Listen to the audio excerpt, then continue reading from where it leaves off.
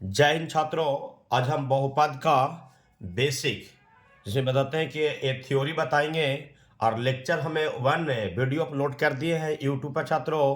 तो ये लेक्चर दूसरा देखने से पहले मेरा लेक्चर नंबर वन है, देखिए। और जब भी देखिए कोई वीडियो तो लेक्चर वन लेक्चर दो ऐसे देखिए छात्रों।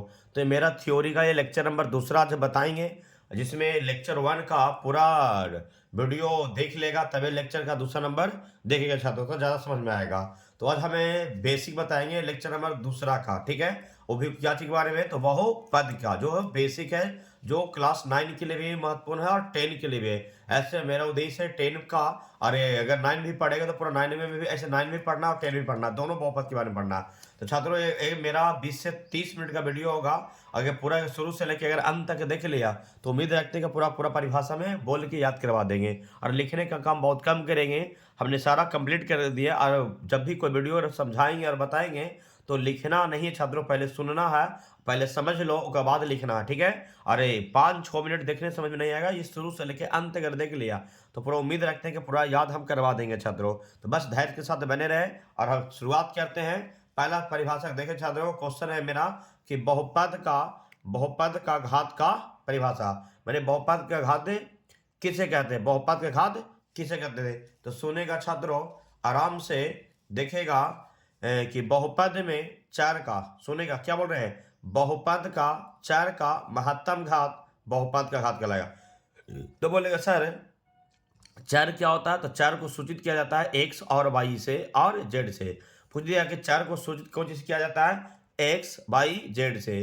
तो जिसमें अगर कोई भी बहुपद हो, बहुपद बता दिए कि रेखी बहुपद, द्विघात बहुपद, त्रिघात बहुपद, चतुर्घात बहुपद। तो जो बहुपद में अगर जो भी कुछ अगर चर है बहुपद रहेगा, उस बहुपद का जो मैक्सिमम घात रहेगा वो क्या कहलाएगा, ये बहुपद का घात कहलाएगा। तो देखो छात्रों, ये देखो मैं बता दिए कि बहुपद में चार का महत्तम घात, तो चार का महत्तम माने मैक्सिमम सबसे ज्यादा वो बहुपद में किसका, देखो मान लीजिए कि एक्स क्यू प्लस 5 प्लस 9 है ये, ठीक है। तो एरा में सबसे ज्यादा चार किस पर है, तो इस पर है। तो बहुपद का घात कितना हो जाएगा मेरा, 3 हो जाएगा। फिर एरा में क्या मेरा एक्स स्क्वायर प्लस 4 है, तो बताओ एरा में सबसे ज्यादा पावर कौन है, 2 है, तो इसलिए घात मेरा क्या हो जाएगा, मेरा घात मेरा हो जाएगा 2 हो जाएगा। तो जो अगर मान लिया जाए कि हम क्वेश्चन इस तरह से दे दें, जिसे मान लिया जाए कि 5 प्लस 6x स्क्वायर है माइनस 3x क्यू प्लस और 7 एक्स की पावर 4 दे दिए।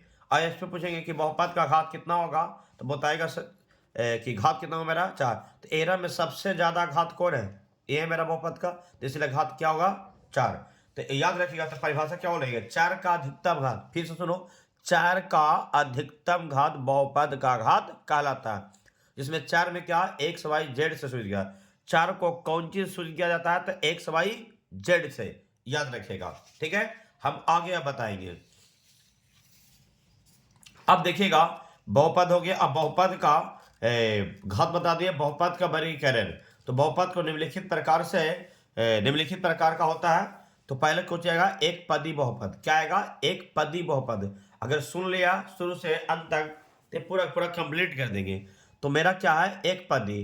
तो जिस बहुपद में एक पद हो, क्या सुना, कि जिस बहुपद में एक पद हो, तो जिसमें एक पद रहेगा एक पदी, जिस बहुपद में दो पद रहेगा दो पदी, जिस बहुपद में 3 पद रहेगा त्रिपदी, जिस बहुपद में 4 पद रहेगा चतुर्पदी। सुन लिया, याद हो गया होगा। तो उसी को अच्छा से बोलेगा कैसे, लिख दिए हैं कि जिस बहुपद में एक पद हो उसे हमें एक पदी बहुपद कहते हैं। जैसे मान लिया कि एक क्या है, एक ही पद में है ना, इसलिए एक पदी। ये मेरा भी क्या 4x हुआ एक पदी, 2 हुआ एक पदी, 7x हुआ एक पदी, सब इसी तरह। अब बोलेगा और एक्स्ट्रा देखो समझाते हैं छात्रों, एक्स्ट्रा देखो मान लिया जाए कि यहाँ दे दिए 6x अब प्लस करके 6x, तो बोलेगा क्या पद, बोलेगा दो पद, नहीं हम क्या बोले, जाति मिल गया ना, जोड़ देगा क्या हो मेरा हुआ 12, याद हो गया। अगर एक जाति का होगा तो एक पदी, अगर एक जाति का होगा तो एक पदी, एरा में 2 जाति बना दिया तो 2 पदी, एरा में 3 जाति मिला दिया तो त्रिपदी, एरा में 4 जाति मिला दिया तो 4 पदी। सुन लिया, याद हो गया होगा। एक जात होगा तो एक पदी, 2 जात रहेगा द्विपदी, 3 जात रहेगा त्रिपदी, 4 जात रहेगा चतुर्पदी। तो उम्मीद रखते हैं कि याद हो गया होगा। अब मान लिया कि एक ही जाति रहेगा, मान लिया कुशवाहा दे देंगे तो के प्लस के दिए, तो के हो गया, हो सकते हैं मान लिया कि वाई प्लस वाई दे यादव यादव, तो बोलेगा क्या बताएगा, क्या दो पदी हो जाएगा, नहीं क्या होगा, एक ही जात का है ना, तो इसीलिए टू बाई कहेगा, टू बाई क्या हो गया, एक पदी। और के से कहें क्या हो मेरा हुआ, टू के, तो क्या हो मेरा होगा, तो एक पदी हो गया ये। और यही मेरा था मेरा कि के प्लस वाई, तो बताओ के प्लस वाई, तो एक जात के हो गया, एक जात क्या होगा मेरा, वाई हो गया। एक जात के हो जाएगा, एक जात क्या होगा, वाई होगा, इसीलिए के पदी हो गया, दो पदी। मान लिया ए से क्या हुआ, एप्पल, ए से क्या हुआ, एप्पल, अब बी से क्या हुआ, बॉल। पूछेगा कि बताओ के बोलते पूछ दिया कि के पदी है, तो क्या बताएगा, क्या एक पदी, नहीं क्या बताना, दो पदी। क्यों बताएगा दो पदी, क्योंकि ए अलग जाती है और बी अलग जाती है, इसीलिए दो पदी। अब पूछ रहा था कि ए प्लस ए, तो क्या पदी, दो पदी, नहीं एक पदी, क्योंकि एक ही किस्म का। अरा बोलता है ए स्क्वायर प्लस ए, तो बताओ एक ही पदी, तो बोलेगा सर तो एक पदी नहीं, ये क्या है, दो पद, इसीलिए घात माने कि घात सेम टू सेम रहना चाहिए, तो एक ही पदी तो दो पदी हो जाएगा, याद रहेगा। पूछ देगा एक्स वाई जेड के पदी, बोलेगा त्रिपदी, नहीं क्या एक पदी, इसीलिए कि गुना में रहेगा। एक पदी दो पदी कब होता है, जब जोड़ घटाव में रहेगा तब, और गुना में रहेगा तो नहीं होगा। सट गया तो भी क्या पदी है, एक ही पदी, एक्स वाई जेड सब गुना। अब बोलेगा ए बी सी के पदी, तो बोलेगा त्रिपदी, नहीं क्या एक पदी, तो याद रखेगा। तो ऐसा समझ में आ गया होगा, एक पदी दो पदी त्रिपदी कैसे हो गया। अब हमें परिभाषा समझा देते छात्रों, उम्मीद है कि समझ में आ गया। अब बोलेगा कि sir X square plus Y plus Z के पदी, तो बताना त्रिपदी। एरा में अगर एक्स स्क्वायर जोड़ देंगे तो के पदी त्रिपदी, क्योंकि ए वाला जाति मिल ही जाना जाएगा, इसलिए मान लिया हो सकता है कि एक्स स्क्वायर देंगे, एक्स स्क्वायर देंगे, एक्स स्क्वायर देंगे, तो बताओ क्या ये त्रिपदी हो जाएगा, नहीं एक ही पदी होगा, क्या होगा थ्री एक्स स्क्वायर। एरा में दे देंगे three X square plus three Y square, तो क्या बताओ एक पदी हो जाएगा, नहीं क्योंकि एक्स स्क्वायर है यहाँ पर वाई स्क्वायर अलग अलग हुआ ना, इसलिए मेरा कौन पदी, दो पदी हो गया। तो समझ में आ गया होगा, मैंने हम क्या बोले, एक जात होगा तो एक पदी, दो जात होगा दो पदी, तीन जात होगा त्रिपदी, चार जात होगा तो चतुर्पदी कहलाएगा। समझ में आ गया होगा। और एक ही किस्म का सब रहेगा, पावर पावर और आधार सेम रहेगा तो एक ही पदी कहलाएगा। जैसे पावर और आधार, जैसे आधार मेरा ए है, अब बताओ ए भी दोनों सेम है, पावर भी सेम आधार भी सेम, तो एक पदी। अगर पावर अगर आधार सेम और पावर डिफरेंट रहेगा तो दो पदी का लगेगा। जैसे मान लीजिए ये देखो, ये आधार है, आयरा में पावर क्या डिफरेंट कर दिए, तो इसकी बताओ सेम है पावर नहीं है, तो हो गया दो पदी। ये भी ध्यान रखेगा। इंटू में कुछ भी दे देगा, एक्स वाई जेड दे देगा, तो क्या होगा मेरा, तो एक पदी का लगेगा। मान लिया ए बी सी और डी भी दे देगा, या कुछ भी ऐसे दे देगा, गुणा में सब एक पदी कहलाएगा। ठीक है, तो समझ में आ गया होगा छात्रों, एक पदी दो पदी त्रिपदी चतुर्पदी क्या कहलाएगा। अब मान लिया तुमसे पूछ देंगे कि बताओ कि ए एक्स कौन पदी हुआ, बोलेगे एक पदी। एरा बी जोड़ते हैं तो कौन पदी हुआ, दो पदी हो गया। अब पूछे देंगे A X square plus B X plus C, तो क्या पदी होगा, तो त्रिपदी, क्योंकि ए ये अलग जाती हो गया, ये अलग है ये अलग है। पूछ देंगे कि A X cube plus B X square plus C X plus D, बताओ एक दो तीन चार, बताओ चारों चार किस्म का है ना, कोई क्यू है, कोई स्क्वायर है, कोई एक्स है, कोई बताओ कोई ए है, कोई बी है, कोई सी है, कोई डी है, तेरा कौन हो गया मेरा, चतुर्पदी हो गया। तो समझ में आ गया होगा छात्रों कि एक पदी दो पदी त्रिपदी चतुर्पदी किसको कहता है, पसंदने के लिए। अब परिभाषा को डिटेल में करके समझा देते हैं, बस धैर्य के साथ बने रहो, और उम्मीद रखते हैं कि अगर शुरू से लेकर अंत तक देखेगा तो 100% कहते हैं कि तुमको दोबारा वीडियो को देखने की जरूरत ना पड़ेगा, यकीन के साथ देखो। और एक पूरा थ्योरी अगर देख लिया ना, तो एक पूरा 9वां और 10वां के पास नहीं आता है कि निम्नलिखित में कौन रेखी, निम्नलिखित में कौन एक पदी है, निम्नलिखित में कौन द्विपदी है, निम्नलिखित कौन त्रिपदी है, निम्नलिखित में कौन चतुर्पदी है, निम्नलिखित में कौन बहुपदी है। मैंने दो से अधिक हो जाता है बहुपदी कहलाएगा। अब समझ में आ गया होगा। अब हम यहाँ देखो, हम द्विपदी की परिभाषा बताएंगे, तो दो पद वाले बहुपद को क्या कहेंगे, द्विपदी। दो पद वाला को द्विपदी, वही हम बताए थे कि दो जात का बोध करवाएगा क्या कहलाएगा, द्विपदी कहलाएगा। एक जात का बोध करवाएगा एक पदी, दो जात के बोध करवाएगा दो पदी, तीन जात के बोध करवाएगा त्रिपदी, चार जात के करवाएगा तो चतुर्पदी कहला जाएगा। और हम ये भी बताया है कि अगर ये दो, अगर नीचे बेस सेम रहना चाहिए, बेस सेम रहेगा, जोड़ में अगर बेस सेम रहेगा और आधार भी सेम रहेगा, या आधार सेम रहेगा और घात भी सेम रहेगा, तो एक पदी कहलाएगा, याद रखेगा। मान लिया कि बेस, जैसे मान लिया कि ए बेस है, ए दे दिए, और अभी बता दें हो सकता है मान लिया जाए कि ए का स्क्वायर दे देंगे, तो क्या बताओ बेस तो सेम है ना, आधार सेम नहीं, बेस तो सेम है ना, नहीं पावर सेम है नहीं, तो दो पदी कहलाएगा। लेकिन यहाँ स्क्वायर के तो एक पदी हो जाएगा। तो मेरा याद रखेगा कि बेस भी सेम और पावर भी सेम, तो क्या कहलाएगा, एक पदी, चाहे जितना लंबा जाए, कितना जोड़ते जाए घटा जाए, एक पदी। अगर मान लिया जाए कि बेस सेम और पावर डिफरेंट होगा तो नियमानुसार देखेगा कि कैसा कैसा, तो उसमें एक पदी ना कहलाएगा, दो पदी कहलाएगा, भी तीन पदी और चतुर्पदी भी कहलाएगा। तो समझ में आ गया होगा। अब यहाँ देखो बताएंगे 2x² माइनस 3, बताओ इसका स्क्वायर यहाँ पर ना है तो इसीलिए दो पद हुआ। देखो दोनों अलग अलग है, ये भी दोनों अलग है क्योंकि यहाँ x² यहाँ पर तो x है, यहाँ क्या दिया, पावर दे दिया ना, तो इसीलिए यहाँ पर पावर है नहीं है। अगर यहाँ पावर दे देता ना तो कहला जाता कुछ ही दो पद, एक पदी कहलाता, ऐसे क्या है, दो पदी है। तो समझ में आ गया होगा दो पदी। अब हम आते हैं त्रिपदी में। क्या आते हैं, त्रिपदी में। तो त्रिपदी तीन पदों वाले बहुपद को क्या कहते हैं, त्रिपदी कहते हैं। उसमें तीन पद रहेगा, क्या रहेगा, तीन पद। अब बोलेगा कि सर सब में तो एक से है, जाती देखिए नहीं, पावर नीचे आधार तो सेम है लेकिन पावर सेम है नहीं है। एक पावर क्या है, तीन है, एक पावर क्या है, दो, एक पावर क्या है, एक है। इसीलिए ऊपर वाला डिफरेंट हो गया, नीचे वाला बेसवा तो सेम होगा, सब में एक से लग गया। तब तो समझ गया कि जाति का है, लेकिन पावर ऊपर है सेम नहीं है। पावर किसी में तीन है, किसी में दो है और किसी में एक है, तो इसीलिए कौन पदी होगा, ये त्रिपदी है। लेकिन यहाँ भी तीन, यहाँ भी तीन, यहाँ भी तीन रहता ना तो एक पदी हो जाता मेरा, याद रखना। तो इसीलिए मेरा बेस भी सेम और पावर भी सेम रहता तो एक पदी। अगर बेस सेम है और पावर डिफरेंट है तो नियमानुसार देखना है कि के पदी में जाएगा, तीन में जाएगा तो तीन पदी होगा, चार में जाएगा चतुर्पदी होगा, दो में जाएगा तो द्विपदी होगा। अब यहाँ देखेगा कि 7 plus x², 7 plus x² plus 2x4, यहाँ 4 है, यहाँ 2 है, यहाँ कांस्टेंट होगा तो अलग अलग हो गया। ये दोनों तो मिल गया x, लेकिन बताओ यहाँ पर नहीं मिला। अब पावर मिल रहा, नहीं मिल रहा। जब पावर नहीं मिल रहा तो समझो कि के पद है, 1 2 3, तो तीन पद हुआ तो त्रिपदी कहलाएगा। तो समझ में आ गया हुआ। तो देखो तीन पद वाले बहुपद को त्रिपदी, दो पद वाले बहुपद को द्विपदी और तीन पद वाले बहुपद को त्रिपदी और एक पद वाले बहुपद को एक पदी करते हैं। तो उम्मीद रखते हैं कि समझ में आ गया हुआ छात्रों। अब हम आगे आते हैं, देखो शून्य बहुपद। तो शून्य बहुपद की परिभाषा सुन लेगा, जिस बहुपद के सभी गुणांक शून्य हो। क्या बोले कि जिस बहुपद के सभी गुणांक शून्य हो उसे हम क्या कहते हैं, शून्य बहुपद कहते हैं। देखो मान लिया कि सब में जीरो लगा ना, शून्य लग गया ना गुणांक में। जैसे मान लिया जाए कि ए रेखी बहुपद है, एरा में क्या लग जाएगा, यहाँ पर जीरो लग जाएगा। तो जीरो लग जाएगा तो मेरा क्या होगा, शून्य बहुपद होगा।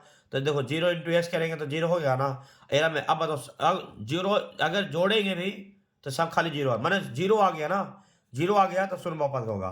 जैसे ए 5 है तो शून्य बहुपद के रूप में हो जाएगा। अब बताओ शून्य बहुपद है, इसके लिए x के पास जीरो करेंगे तो ये शून्य बहुपद हो गया, शून्य के रूप में शून्य बहुपद।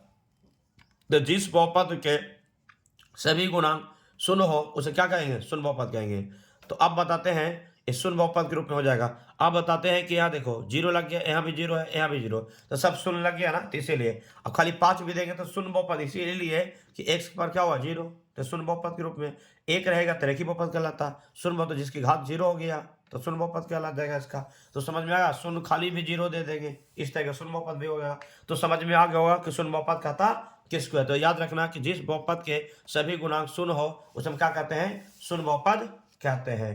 याद रखना छात्रों। तो उम्मीद रखते हैं कि यहाँ तक तुमको समझ में आ गया होगा। अब हम आगे बताएंगे छात्रों, देखिएगा जो चार किसको कहता है और अचर किसको कहता है। तो ध्यान लगा के देखिएगा कि चार किसको कहते हैं।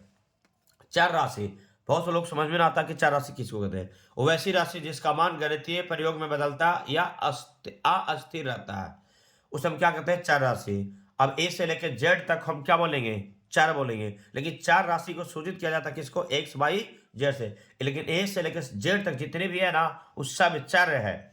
लेकिन चार राशि को सूचित किया जाता है मेन रूप से कितना, एक्स वाई जेड से। अब इसे ए से लेकर जेड तक सब चार के रूप में है, लेकिन सूचित मेन रूप से चार कहता किसको है, एक्स वाई जेड से सूचित किया है। ऐसे चार है क्या, ए टू जेड, माने ए से लेके 26 तक। लेकिन और में सबसे चार राशि को सूचित किया गया किससे, मेन रूप से एक्स वाई जेड को। तो इसीलिए याद रखना चार राशि को सूचित किया जाता है एक्स वाई जेड, जैसे 3 4 एक्स और वाई और जेड। अब ऐसे तो होता क्या है, ए से लेकर जेड तक। तो बताना वैसी राशि जिसका मान गणितीय प्रयोग में बदलता या अस्थिर रहता है उसे क्या कहते हैं, चार राशि है। चार राशि को सूचित किया जाता है एक्स वाई जेड से। चार राशि क्या होता है, अल्फाबेट में जितना भी ए से लेकर जेड है उस सब चार राशि के रूप में। अब समझना कि अचर पद, अचर पद कहता है कांस्टेंट को, क्या कहता है, कांस्टेंट को। कांस्टेंट क्या होगा मेरा, अचर पद कहता है। जैसे मान लिया जाए कि पी एक्स पर, देखो मैं सूत्र है, पी एक्स पर क्या है, सी, और सी जहाँ क्या हुआ, अचर, सी से क्या हुआ, कांस्टेंट। कांस्टेंट में क्या होता है, अचर।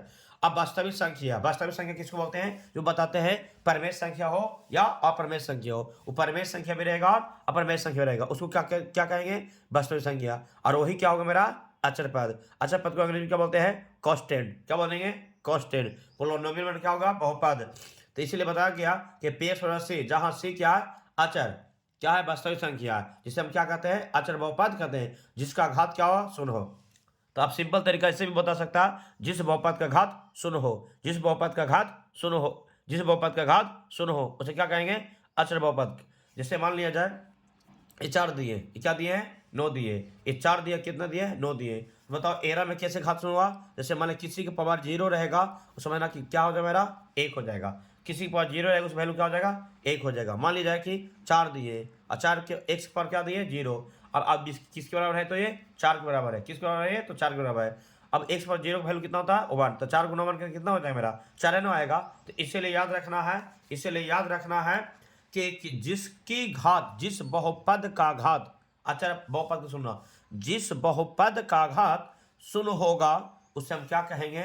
अचर बहुपद कहेंगे। समझ में आ गया होगा। अब आगे देखिएगा, बहुपद का शून्यक। शून्यक कहता किसको? पहले भी समझाए, किसी बहुपद का चर के सभी मान जो बहुपद के शून्य के तुल्य कर दे और बहुपद का शून्यक कहलाता। नहीं समझ में आया? मैंने शून्यक क्या माने? अगर रेखी बहुपद होगा तो रेखी बहुपद होगा तो शून्यक 1 निकलेगा।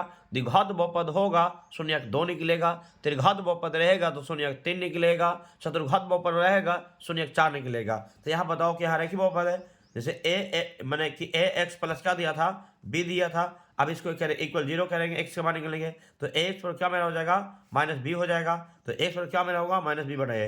तो बताओ यही तुम्हारा हो गया शून्य। मैंने एक्स का मान निकाल देगा ना तो शून्य कहला जाएगा। एक्स का मान निकाल देगा ना तो शून्य कहला जाएगा। रेखी में जब हल करेगा तो एक मान निकलेगा, इसीलिए शून्य संख्या 1 होगा। द्विघात के जब हल करेगा ना तो उसका शून्य क्या को निकलेगा? 2 को निकलेगा। इसका मैंने एक्स का वैल्यू 2 को निकलेगा तो 2 शून्य हो गया। त्रिघात में एक्स का वैल्यू 3 को निकलेगा तो 3 शून्य होगा। चतुर्घात में 4 को वैल्यू निकलेगा तो शून्य संख्या 4 हो गया। तो रेखी बहुपद शून्य संख्या 1, द्विघात की शून्य संख्या 2, त्रिघात की शून्य संख्या 3, चतुर्घात की संख्या शून्य संख्या 4। तो समझ में आ गया होगा शून्य किसको कहते हैं? एक्स। जैसे मान लिया हम देखो 2x प्लस 5 है इक्वल क्या दिया? 0। इसको बोलेगा शून्य निकालो तो 2x पर क्या होगा मेरा? -5। तो x वैल्यू क्या होगा? -5/2 होगा। ए शून्य हो गया। मैंने एक्स का मान निकालना शून्य ही कहलाता है। वाई के मान निकलेगा तो शून्य कहलाएगा। जेड के मान निकलेगा तो शून्य। माने कि क्वेश्चन अगर एक्स में रहेगा तो एक्स के मान निकलेगा। क्वेश्चन वाई में इंडिकेट रहेगा तो वाई का मान निकलेगा। जेड में रहेगा तो जेड का मान निकलेगा। समझ में आ गया होगा। तो शून्य खाता किसको है? अब कुछ बहुपद का कुछ महत्वपूर्ण पॉइंट सुनेगा। क्या बोले? बहुपद का कुछ महत्वपूर्ण पॉइंट है, सुनेगा छात्रों। ये सब कॉपियों में पहले समझ लेना, समझ के बाद एक बार वीडियो को रोक करके लिख लेगा। बहुपद के घात के बढ़ते या घटते क्रम में सजा माने कि में सजाना, सजा रूप है बहुपद का मानक रूप कहलाता है। उसको बोलते हैं स्टैंडर्ड फॉर्म। क्या बोलेंगे? Standard form. जैसे बहुपद का कहते हैं उसी को मानक रूप, मैंने सजा हुआ रहेगा ना, सज धज लेके तैयार हो जाएगा ना, क्या कहलाएंगे? बहुपद का मानक रूप या व्यापक रूप कहलाएगा।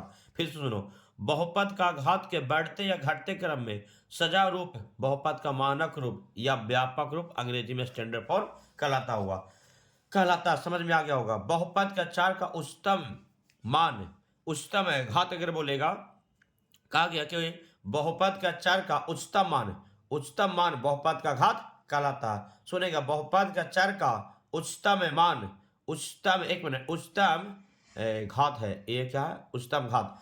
उच्चतम घात बहुपद का घात कहलाता है। क्या? फिर से सुनो, बहुपद के 4 का उच्चतम घात बहुपद का घात कहलाता है। समझ में आ गया होगा। ये घात तो भाई समझ में किया शुरू में, फिर खाली पॉइंट में लिख दिए थोड़ा थोड़ा।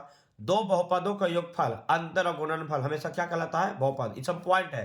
पूछ दिया दो बहुपदों का योगफल अंतर का, पूछ दिया दो बहुपदों का योगफल अंतर और गुणनफल हमेशा क्या कहलाएगा?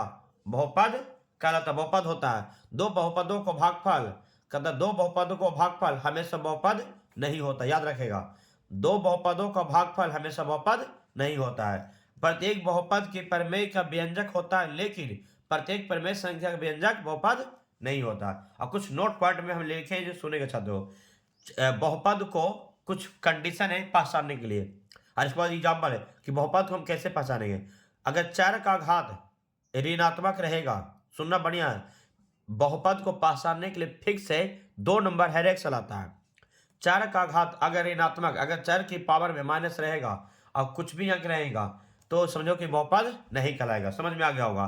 क्या बोले, समझ में आया? 4 माने एक्स के पावरवा में -1 -2 -3 कहीं भी घुस गया, कहीं भी घुस जाएगा, उस समय बहुपद नहीं कहलाएगा। 4 का घात में भिन्न के रूप में, जैसे 1/2, 2/3, 4/5, 6/2, कुछ भी ऐसा रहेगा तो बहुपद नहीं कहलाएगा। यदि 4 रूट एक्स में रहेगा तो बहुपद नहीं कहलाएगा। फिर लिखे कि क्या लिखे हैं, यदि अंश में रेखीय बहुपद, द्विघात बहुपद, त्रिघात बहुपद तथा चतुर्घात बहुपद में रहेगा तो हर में कोई भी चर रहेगा। क्या बोले, यदि अंश में रेखीय बहुपद रहे, ऊपर में अंश में रहेगा रेखीय बहुपद, जैसे मान लिया जाए कि x + 2 है, ये रेखीय बहुपद हुआ घात में, उसी तरीका से ऊपरे रहेगा द्विघात बहुपद, ऊपरे रहेगा त्रिघात बहुपद, ऊपरे रहेगा चतुर्घात बहुपद, और नीचे कोई भी चर दे देगा, कोई भी चर अगर दे देगा x y z तो समझ लेना बहुपद नहीं कहलाएगा। बोलेगा कैसे सर? वो अब देखो तुरंत हम समझाते हैं, एग्जाम्पल देते हैं, तुरंत क्या देते हैं, एग्जाम्पल देते हैं। समझना दम आराम से छात्रों कि कहीं भी दिक्कत नहीं होगा। देखना एग्जाम्पल हम देते हैं, देखो अब बताते हैं। अब यहाँ बस कुछ ही देर में समझा देंगे।